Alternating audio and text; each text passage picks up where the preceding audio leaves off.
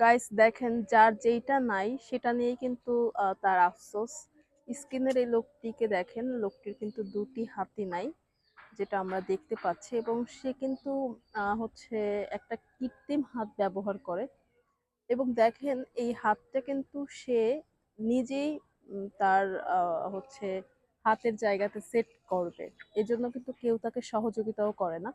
দেখেন কত কষ্ট করে সে এটাকে হচ্ছে তার আম হাতের জায়গাতে আরকি সেট করতেছে।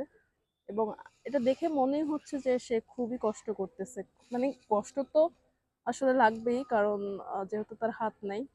তো সে দেখেন তার বডির সহযোগিতায় কিন্তু সে এই কৃত্রিম হাতটি সে পরে নেওয়ার চেষ্টা করতেছে। তো আমরা দেখি যে লাস্ট পর্যন্ত সে আসলে এটা করতে পারে কিনা, এবং পড়ার পরে ঠিক কিরকম লাগে তাকে।